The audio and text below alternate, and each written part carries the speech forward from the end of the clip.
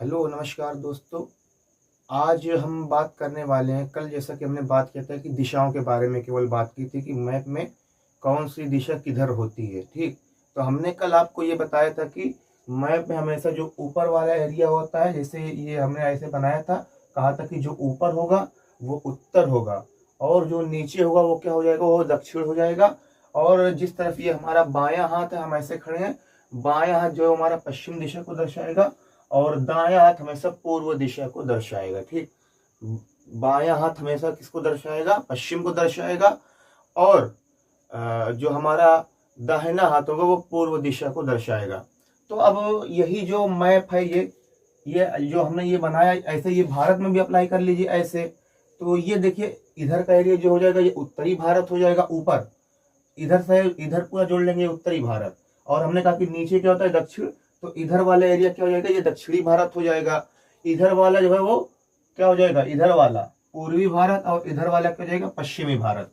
और कल हमने आपको एक पॉइंट और बताया था कि भारत के सबसे पूर्व में, भारत के सबसे पूर्व में कौन सा राज्य स्थित है। हमने कहा था कि भारत के सबसे पूर्व में अरुणाचल प्रदेश स्थित है। कौन सा प्रदेश, अरुणाचल प्रदेश स्थित है। भारत के सबसे पूर्व में अरुणाचल प्रदेश स्थित है, क्योंकि सूर्य की पहली किरणें भारत में इसी के आंचल में, यानी कि अरुणाचल प्रदेश के क्षेत्रों में ही पड़ती हैं। सूर्य को भाई अरुण कहते हैं, अरुण की सबसे पहली किरणें इसी राज्य के आंचल में तो पड़ती हैं, इसीलिए इसे क्या कहा जाता है, अरुणाचल प्रदेश। इसीलिए इसे क्या कहा जाता है, अरुणाचल प्रदेश कहा जाता है। ठीक, और आपको पता ही है कि सूर्य जो निकलता है वो किधर से निकलता है, सूर्य हमेशा जो है वो पूर्व से निकलता है सुबह, तो इसीलिए इसको क्या कहा जाता है, अरुणाचल प्रदेश कहा जाता है। ठीक, तो भारत के सबसे पूर्व में कौन सा राज्य स्थित है, अरुणाचल प्रदेश। ठीक, इधर के जो स्टेट हैं, इधर के जो स्टेट है इन्हें कहा जाता है सेवन सिस्टर। जैसे अरुणाचल प्रदेश हो गया, मिजोरम हो गया, नागालैंड हो गया, ये सब 7 स्टेट से मिलकर क्या बनाते हैं, अरुणाचल प्रदेश बनाते हैं। क्या बनाते हैं, अरुणाचल प्रदेश। अच्छा देखिए, इधर देखिए, भारत आते आते एक जगह भारत बिल्कुल पतला सा हो जाता है। देखिए ये मात्र इतनी दूरी है, यहाँ जानते हैं कितनी दूरी है, ये मात्र यहाँ की दूरी जो है वो 21 किलोमीटर है। 21 किलोमीटर इसकी दूरी जो कितनी बचती है, 21 किलोमीटर। इसे भारत की गर्दन भी कहा जाता है, इस वाले एरिया को भारत की गर्दन भी कहा जाता है, भारत की गर्दन। और चाइना जो आक्रमण करता है ये ज्यादा करता है, क्योंकि उसे पता है कि ये इतना का कंट्रोल कर लेंगे तो ये हमारा पूरा एरिया कंट्रोल में आ जाएगा। इसीलिए भारत ने यहाँ पे एक्स्ट्रा अपने जो सेना जो है बैठा के रखी है 3-4 लाख। तो इसे क्या कहा जाता है, ये इतनी दूरी सिर्फ 21 किलोमीटर बचती है भारत की, फिर बाकी आगे चल के इसका विस्तार होता है। तो इसीलिए जो है वह इसकी रक्षा भारत बहुत शिद्दत से करता है। कहने का मतलब ये है, इसे भारत की गर्दन भी कहा जाता है। ठीक, हमने क्या कहा, ऊपर जो होंगे वो क्या होंगे, उत्तरी प्रदेश होंगे, उत्तर उत्तर भारत के। देखिए, अब आपको मैप समझने से पहले आपने बताया था कि दिशाओं का ज्ञान होना। अगर दिशा आपको पता है तो आप आसानी से मैप समझ सकते हैं। हमने कहा कि जो ऊपर वाले एरिया होंगे वो उत्तरी भारत के होंगे। देखिए भाई, उत्तर प्रदेश नाम है ना, उत्तर प्रदेश नाम है, इसका मतलब उत्तर में है। तो आप उत्तर प्रदेश जब नाम आएगा तो आप नीचे नहीं देखेंगे, हमेशा आपकी नजर ऊपर ही जानी चाहिए। इसके नीचे तो आपकी नजर बिल्कुल नहीं जानी चाहिए, क्योंकि उत्तर आपके मन में ही आ जाए तुरंत उत्तर प्रदेश, इसका मतलब ऊपर कहीं होगा। ठीक, तो ये देखिए हमारा इतना एरिया पूरा आ जाता है उत्तर प्रदेश का। उत्तर प्रदेश के बगल में यहाँ छोटा सा बिहार भी है, उत्तर प्रदेश के बगल में यहाँ पे छोटा सा बिहार भी है। एक प्रदेश आप याद करेंगे, उसके अगल बगल के 2-3 प्रदेश आपको खुद ही याद हो जाएंगे। हमने क्या कहा, उत्तर प्रदेश, उत्तर प्रदेश के आप दाहिनी तरफ नीचे जाएंगे क्या है, बिहार, और उत्तर प्रदेश के थोड़ा सा ऊपर उत्तराखंड है। ये देखिए उत्तर प्रदेश है ये। ठीक, उत्तर प्रदेश के बगल में क्या है, ये बिहार है। उत्तर प्रदेश के बगल में क्या है, बिहार है। उत्तराखंड के यही ऊपर क्या है, जो है वो उत्तर प्रदेश के ऊपर क्या है, उत्तराखंड। उत्तराखंड 2000 सन 2000 में ये भारत से अलग हो गया था। पहले उत्तर प्रदेश से अलग हो गया था। उत्तराखंड पहले उत्तर प्रदेश का ही हिस्सा हुआ करता था, लेकिन बाद में ये उत्तर प्रदेश से अलग हो गया। ठीक, ये पूरा उत्तर प्रदेश का एरिया है। ठीक, ये उत्तर प्रदेश का पूरा एरिया आ जाएगा। अब सबसे ऊपर भारत में लद्दाख और कश्मीर पड़ते हैं, जो कि केंद्र शासित प्रदेश है। केंद्र शासित मतलब केंद्र का शासन वहां पे होता है ज्यादा। ठीक, इसलिए इसे केंद्र शासित प्रदेश कहते हैं, लद्दाख और कश्मीर। लद्दाख और कश्मीर के बाद यहाँ पे हमारा आ जाएगा पंजाब। पंजाब के बगल में छोटा सा इधर आ जाएगा पंजाब, और इधर आ जाएगा छोटा सा हरियाणा। हरियाणा के बाद इधर आ जाता है पूरा हिमाचल प्रदेश का एरिया। कौन सा आ जाता है? हिमाचल प्रदेश। और देखिए पंजाब और हरियाणा दोनों की राजधानी एक ही है, चंडीगढ़। क्या है? दोनों की राजधानी एक ही है, चंडीगढ़। चंडीगढ़। और चंडीगढ़ भी क्या है? एक केंद्र शासित प्रदेश है। क्या है? चंडीगढ़ भी एक केंद्र शासित प्रदेश है। पंजाब और हरियाणा दोनों की राजधानी चंडीगढ़। चंडीगढ़ एक केंद्र शासित प्रदेश है। चंडीगढ़ एक केंद्र शासित प्रदेश है। हमारे देश में कुल मिला के 8 केंद्र शासित प्रदेश हैं। कितने? हमारे देश में कुल मिला के 8 केंद्र शासित प्रदेश हैं। अब ये पूरा एरिया जो है वो इधर से चालू होगा, इधर का ये पूरा एरिया किस में आ जाएगा? ये राजस्थान का एरिया आ जाएगा। किस में आ जाएगा? ये सारा एरिया आ जाएगा राजस्थान में। और आपको पता है कि क्षेत्रफल की दृष्टि से, यानी कि लैंड एरिया के हिसाब से अगर देखा जाए तो भारत का सबसे बड़ा राज्य कौन है? राजस्थान। भारत का सबसे बड़ा राज्य कौन है? राजस्थान। और अगर आप जनसंख्या की दृष्टि से देखें, जनसंख्या की दृष्टि से तो भारत का सबसे बड़ा राज्य उत्तर प्रदेश।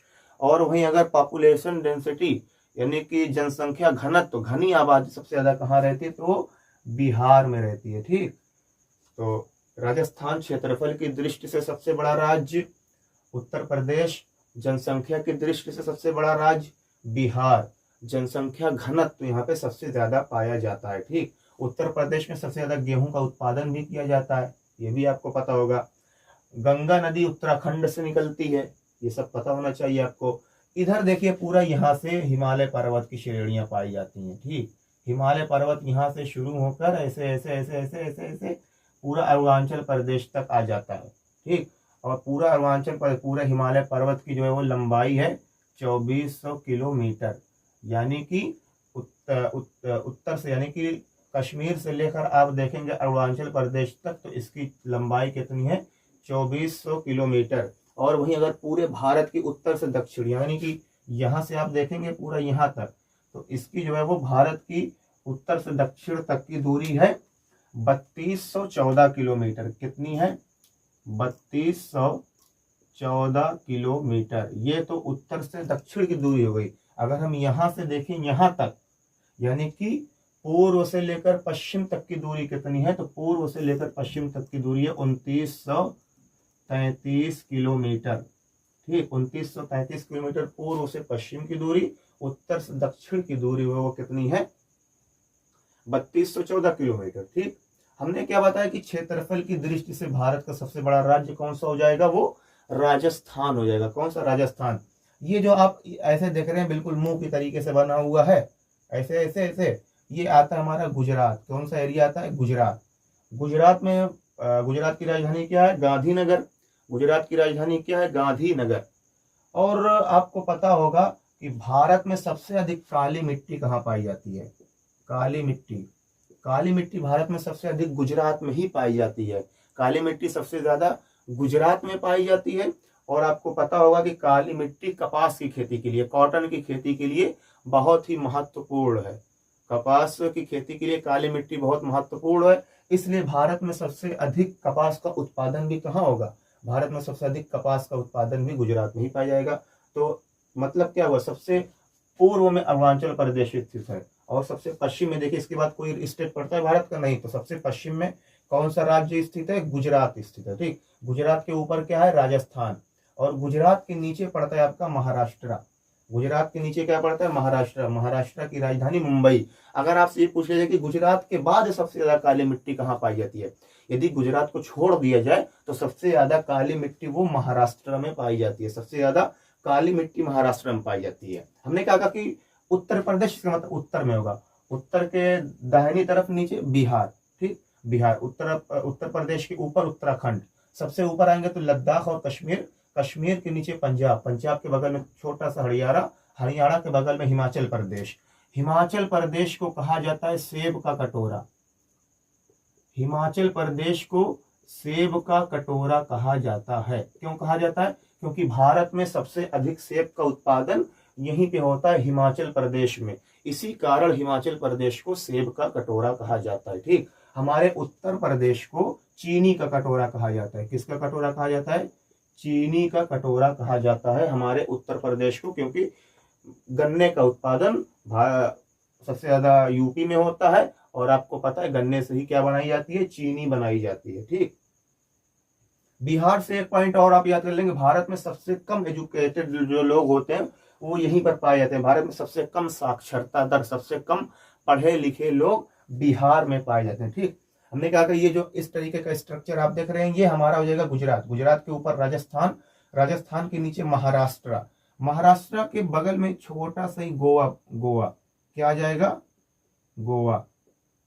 अभी हमने आपको बताया कि क्षेत्रफल की दृष्टि से भारत का सबसे बड़ा राज्य राजस्थान, और अगर आप क्षेत्रफल की दृष्टि से भारत का सबसे छोटा राज्य देखेंगे वो हो जाएगा गोवा।